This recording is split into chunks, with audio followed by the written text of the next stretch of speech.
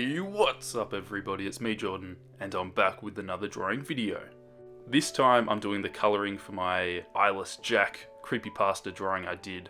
Now if you haven't checked out the story video for this drawing, definitely check that out. I think it turned out really cool. I spent a lot of time on it, and I actually kind of expanded upon the story. I just felt like it wasn't written the best. It was pretty blunt in some of the descriptions.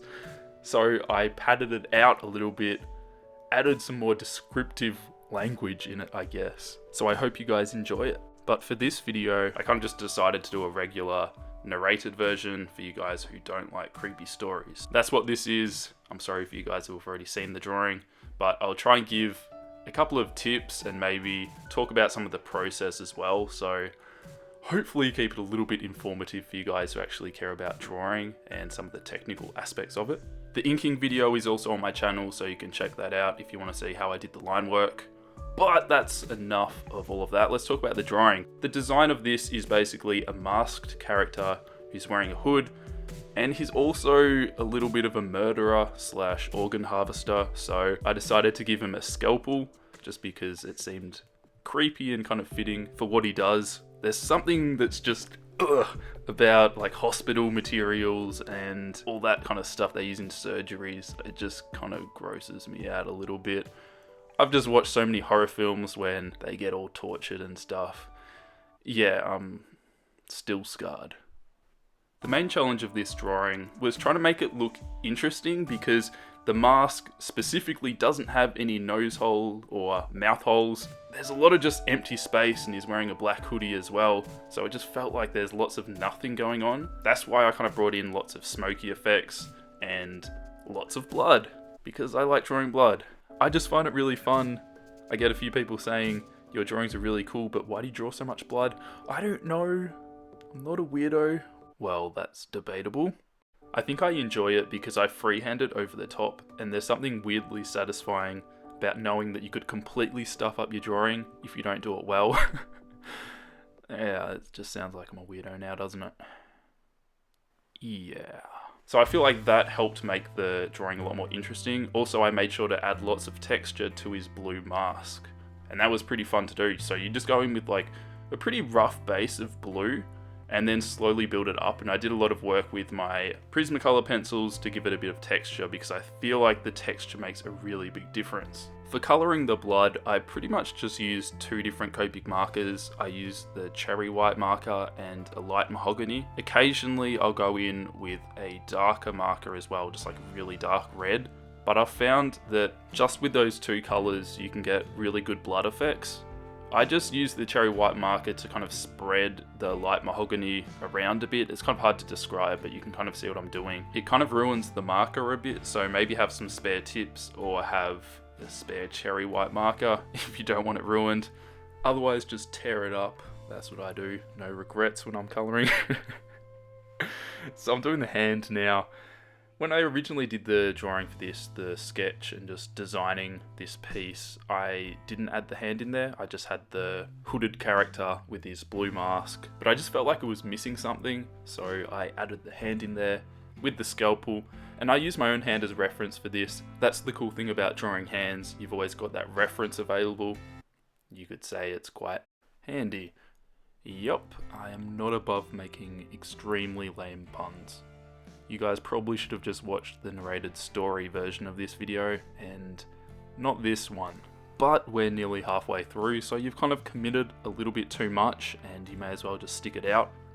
You ever get that with those terrible films? I do it all the time because I like horror films and there's so many really, really bad ones. Ouija was one of them. They actually made a sequel. The worst movie ever.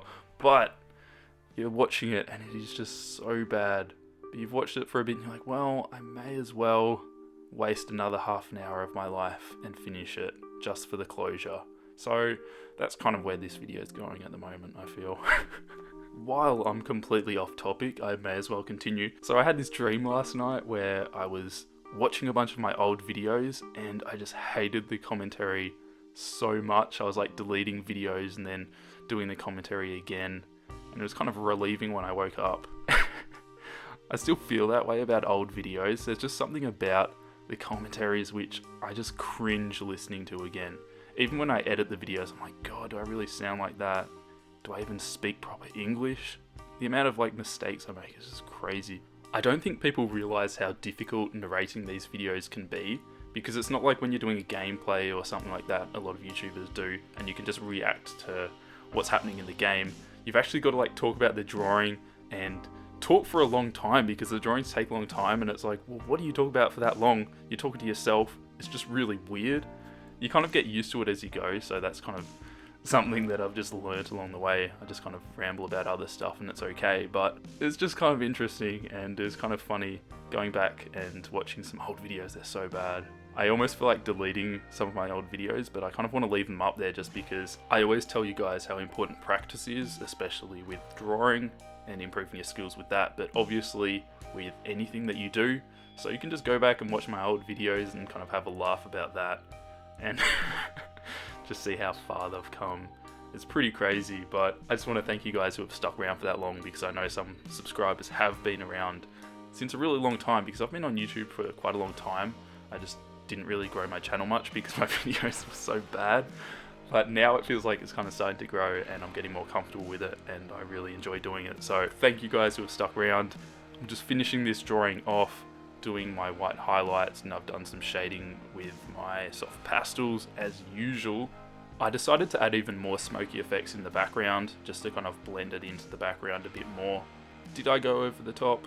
Yes, probably, but I think it still looked fine. I kind of just wanted to experiment with it. With these drawings, I don't always take them super seriously. Like, obviously I do my best, but I still feel like it's worth experimenting a bit with it and not always being too conservative. So sometimes you got to push the limits with how much smoke you put in. I think it's safe to say that Eyeless Jack is a supporter of Vape Nation. He's even puffing fat clouds out of his eye sockets. Anyway, let's wrap this up before it gets any more out of control. If you guys want to see more of these creepypasta drawings, let me know in the comments. If you've got certain stories that you'd like me to cover, let me know there and I might check them out, because I'd like to do some more of these in the future. I have lots of fun doing them, so I'd definitely like to do more. Check me out on Instagram. I post heaps of stuff there. I don't have a DeviantArt account. I get a few people asking.